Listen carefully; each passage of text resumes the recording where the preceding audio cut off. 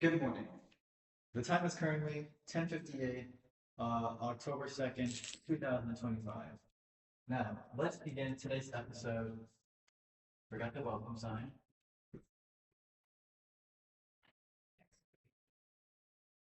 Welcome to another episode of Chris's Ramble, where today, Chris Rambles, starring me, pretty self-explanatory. Today's Ramble, we're going to talk about the band Nirvana. We have the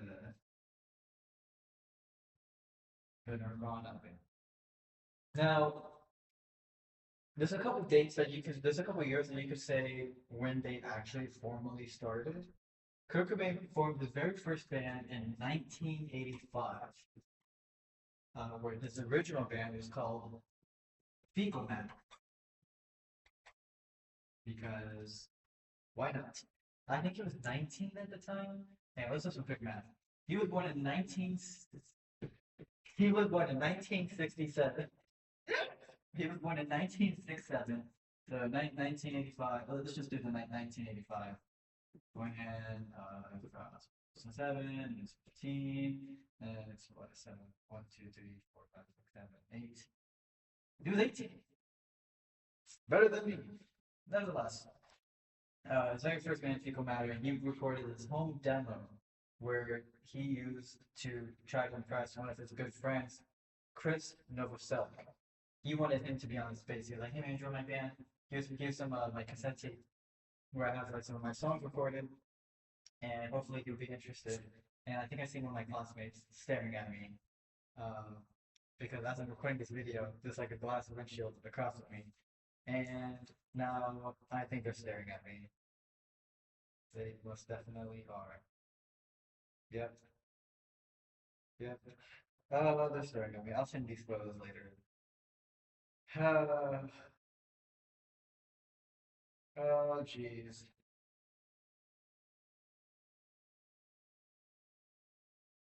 Ignore the slight intermission.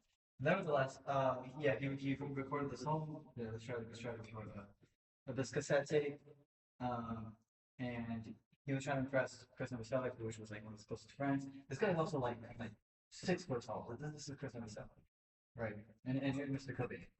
Okay, he's not that short, but he was like 5'10", I think, but still like really short compared to the guy. And Chris was like, "Oh, this is some pretty good stuff."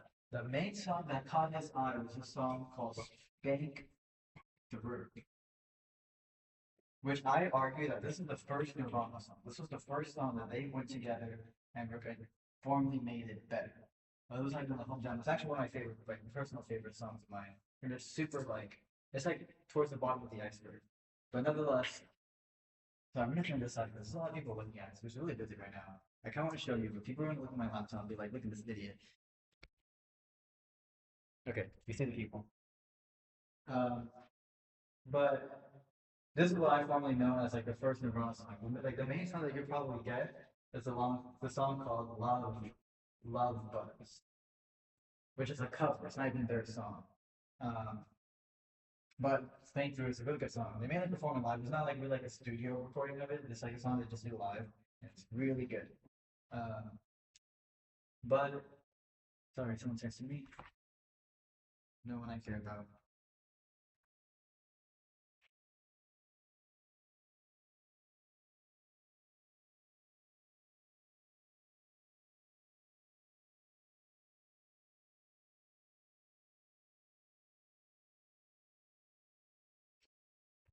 Okay, sorry, getting sidetracked. Nevertheless, um, then in 1989, they released their very first album, um, Bleach.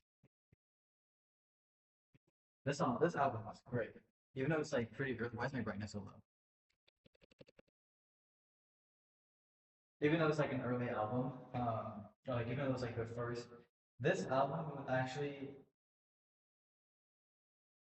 it had this one drummer named Chad Channing, where he was like the original drummer for I almost said the Beatles. He was the original drummer for Nirvana, but Mr. Cobain was like not really happy with the guy. You know, he was like, like he was just like he just didn't really like the way he drummed. And it wasn't until they went to this one show. I don't remember exactly. I think it was in 1990. I know it was in 1990, but they saw this band, this local band, and they saw the drummer Dave Grohl for the first time. Kurt was just amazed looking at his drummer. He was like, "Dude, we need a drummer like that," and they got that drummer, which is really cool. Um, if you look at like the credits for this album, it has four people. I forgot the name of the fourth person, but he's labeled there as being one of the guitar players. He didn't play guitar. He just paid for the album, which was like $300 or something. I didn't have the money for it. Um, but great album. You have hits like School. One of my personal favorites is Blue, and their heaviest song, which I think you would like, Paper Cuts, which is like their heaviest song. Am I? Yeah, that's like their heaviest song. Really good album. I don't know, I'm not space. And then in 1981, wait, no, what? 1991, so on September 24th, I know the exact day. Yes, September 24th, 1991, they released their hit album, Nevermind. And boy, was this thing a success. You got hits like Smells Like Teen Spirit. My favorite song, Lounge Act, which is on B side, which is like this is a B side song. B Lounge Act. This is my favorite Nirvana song. And you also got like Drain You, one of my also personal favorites. Um, Breed. Every song on this thing is like a genuine thing here. I don't think there's a song. This is like more like legit like a 10 out of 10 album where there's not a song on here that like I willingly skip. I'm really trying to hate on this. There's nothing. You're. It's like you know what I mean. And then I kind of consider this as their third album. People don't really consider Incesticide, which was released in 1992. I don't know the exact date. Incesticide. And this were some of the songs on this album were had I think it was Chad Channing on drums because some of the songs on here was before Dave Grohl had joined. But you got yeah hits like aneurysm. I don't know how to Spanish aneurysm. I don't know how to spell it. But also has some like live performances of some songs like Venison, um, Son of a Gun, which is from like the Vaseline's, which is one of his personal favorites. One of his like, favorite bands. We also have songs like Dive, which is one of my favorite. Dive from like in the swimming pool. But it's still really good. I think I'm running out of space. No, I'm not. But then you have their final album, debatably the best, and you this song's actually banned from selling at Walmart. It's kind of cool. You're gonna have the Walmart doesn't sell this because of the on the backside of the CD. Back when people used to buy those, it's like a whole bunch of like baby like fetuses and whatnot. And at Walmart's like, yeah, we're not selling this to like a whole bunch of kids or whatever. But this album, really one of the best. You got hits like Archie Box, Archie Box, and that one thing that you have. Um, One of my personal favorites, Serve the Servants, banger title track, or banger like opening track. Serve the Servants, whatever, Serve the Servants, whatever. All Apologies. Now, what's kind of cool is that was even though this album was released in 1993, All Apologies, the first time he performed this song was all the way back in 1992, and one of their live albums, um, sorry, live at Reading. I don't know how to spell. I don't know if it's like Redding. Nevertheless, live at Reading is one of like their televised live performances where it's on Spotify. It's one of those concerts where like you can listen to like on Spotify and whatnot. All Apologies is on there. This was the first time it was performed live, and Kurt wrote it for his daughter, who at the time was 2 weeks old. He literally said, he's like, as his left player, he's like, this is a song I wrote for my two week old daughter. It's called All Apologies. And he plays it, and it's really good. It's a lovely performance, a lovely song. Um, Honestly, I'm really biased towards Nirvana. This is my favorite, like one of my favorite. Not only my favorite Nirvana. It's not only my favorite Nirvana. It's not only my favorite. It's not only my favorite Nirvana album, but it's my favorite, like one of my favorite albums of all time. Just because it hits close to. Um, but yeah. Um, but then like at this point, Kurt like yeah, He was killed, actually. There's actually a whole documentary of like how Courtney killed Kurt. It's actually like I watched it and I was like, yeah, I'm convinced. I'm convinced. I was so already. But during these eras, the eras, you also have like some of the notable concerts. And October 30th, yes, you're right about this right. On October 31st, Halloween Day, 1991, Nirvana performed at the Paramount Theater in their home country, home state, Washington, Seattle. Right, I probably should have known that. But Paramount Theater, this was like the tour that they had like to like promote their album Nevermind. One of their best concerts, one of my favorite concerts with them. This is one of the concerts I would go to if I had a time machine. One of my favorite concerts, actually. I don't remember the day. Oh no. All I remember was in 1990, live at Leeds. This was one of the first concerts like I watched from them. I say it like I was in person, but like this was like when I was really getting into them, I started watching like a whole bunch of their concerts, and I made a whole bunch of their concerts. Um, this is one of my personal favorites. This was one of the earliest shows that they had Dave Grohl on drums, and this guy, banger. One of my favorite songs that they perform on there was D7, which is a cover song. This isn't one of their songs, but it's really good. Even at Live at Reading, they performed the song as well. Um, Lovely, super good song. Even Spanker as well. This is one of the songs. Yeah, even like at this point, and then this all keep in mind this is 1992. Um, they still perform Spank Through. This is my favorite concert. I might listen to it again, like because it's really good. I love it. Uh, really good. I don't know what else I'm talking about. What's my time? 12 minutes. Let's see what my classmates are. Because I saw my classmates from here. Hilarious. Damn.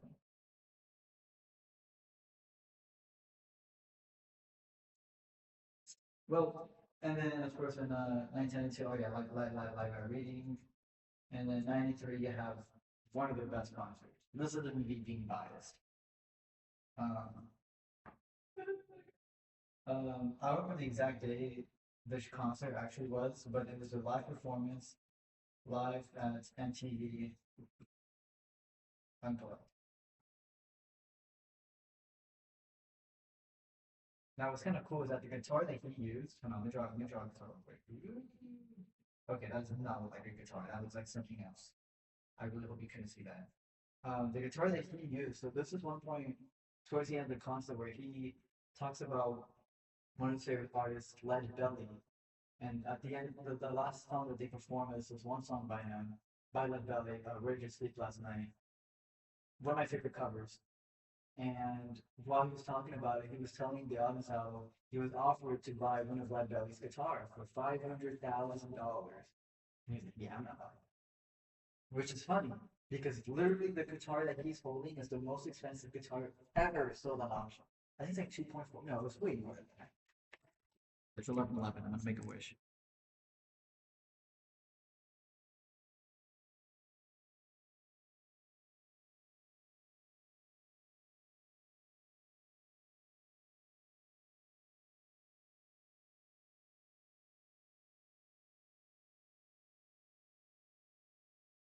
Yep, $600 million. All on one guitar. It's really good. You have banger hits like About a Girl. Their cover of it is really good. One of my favorite covers is like when they have the meat puppets to come and cover. Why does it keep going like bright and dark? It's super annoying. I know that annoys you. That's better.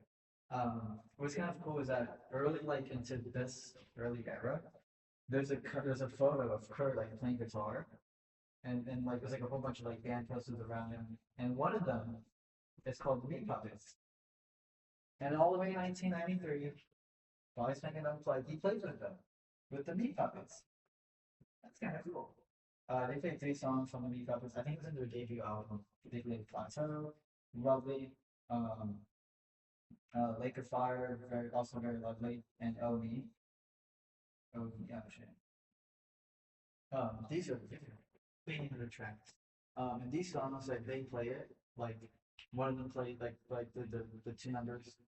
One of them is on guitar, the other one was on bass. Um, and the guitar, and the Kurt's just singing. He doesn't play. He doesn't play any Spears songs. He just sings, which is really cool. Love this band. This video could probably be longer if I talk about them a little more because they're really great. They're the reason, like the primary reason why I play guitar. Mr. Cobain, right here. He's standing in this drawing. I gotta make him happy. There we go. But yeah, great band. You should check them out. Songs that I would recommend. Lounge Act. This is my favorite. Actually, don't listen to the Beatles. This is my favorite Nirvana song. It just hits close to home, and it's fun to play. I remember playing on the bass. Like, it was that one song that I was playing to test out your bass, like when I was doing I change the strings and everything. It's fun playing your guitar. Yeah, personal favorite. Lounge Act. Kind of reminds me of you. Sorry, Strain here. This one reminds me of you because it's a love song. It's like your own love song. Okay, that's it for today. This has been Chris Rambles. Yeah, I got to take a photo with my hat. That's a thumbnail. Goodbye.